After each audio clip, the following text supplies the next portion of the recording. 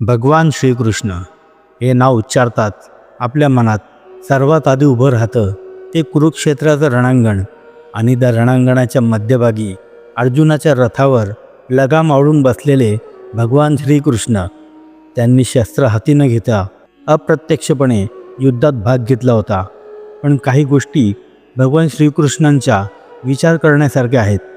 जर त्यांनी सशस्त्र युद्धात भाग घेण्याचा निर्णय घेतला असता तर शकुनीने युद्ध टाळण्याचा प्रयत्न केला असता हे निश्चित.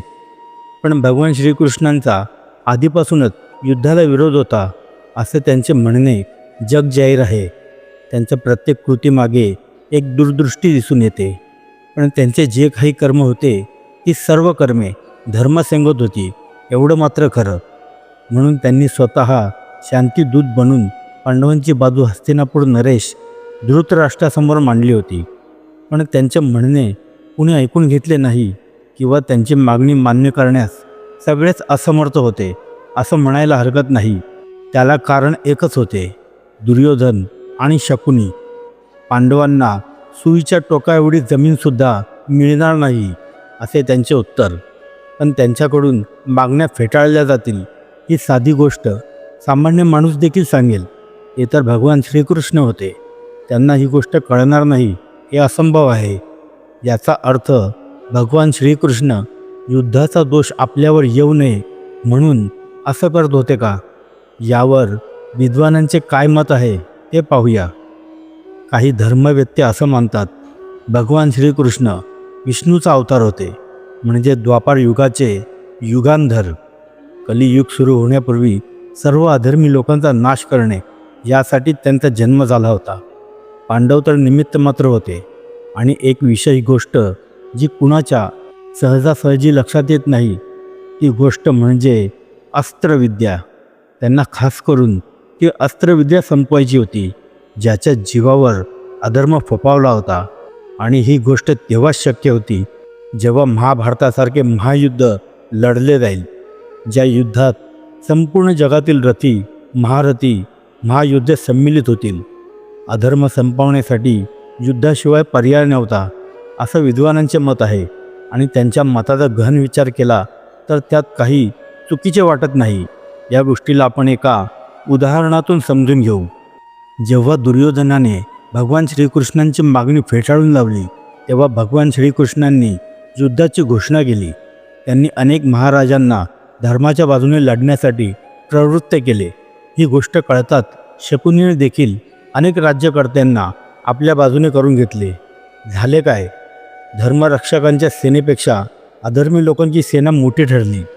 भगवान श्रीकृष्णांना हेच हवे होते. शिवाय सर्वाधिक अस्त्र शस्त्रविद्येत निपुण महायोद्धे दुर्योधनाच्या बाजूने होते. सर्वात भयानक योद्धा स्वतः देवव्रत पितामह भीष्म होते, जे युद्धात त्यांचे गुरु परशुरामाला देखील आटोपले नव्हते. शिवाय त्यांना इच्छामृत्यूचे वरदान होते, म्हणजे जवळजवळ त्यांचा वध करणे असंभव होते. दुर्योधनाची दुसरी जमेची बाजू म्हणजे गुरु द्रोणाचार्य, सर्व प्रकारच्या युद्धात तरबेज.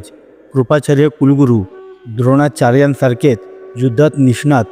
अंगराज कर्ण कवच कुंडलधारी, कवच भेदून कर्णाचा वध करणे असंभव. शिवाय दुर्योधनाच्या उपकाराच्या ओझ्याखाली दबलेला म्हणून धर्मनिष्ठ असूनसुद्धा त्याच्या बाजूने युद्धात सहभागी. अश्वत्थामा द्रोणाचार्यांचा पुत्र, अत्यंत क्रूर आणि प्रचंड अस्त्रविद्या जाणणारा योद्धा. त्याच्या कपाळावर जन्मजात एक मणी होता ज्यामुळे तो युद्धात कधी थकत नव्हता. शकुनी गांधार देशाचा राजा आणि संपूर्ण युद्धामागील मुख्य कूटनीतिज्ञ. दुर्योधनाच्या बाजूने फक्त कौरवच नव्हते तर भारतातील अनेक मोठमोठ्या राज्यांचे रथी महारथी युद्धात सहभागी झाले होते. कारण काहींनी मैत्रीमुळे, काहींनी कर्तव्यामुळे तर काहींनी वैरामुळे कौरवांची बाजू घेतली होती. त्यापैकी सिंधू नरेश जयद्रथ, भगवान शिवशंकरांकडून वरदान प्राप्त केलेला योद्धा. भूरिश्रवा अत्यंत बलवान योद्धा. कृतवर्मा यादव वंशातील योद्धा पण कौरवांच्या बाजूने उभा राहिला. भागदत्त प्रागज्योतिषपूरचा राजा, सर्व शस्त्र अस्त्रविद्येत निपुण एक अनुभवी योद्धा.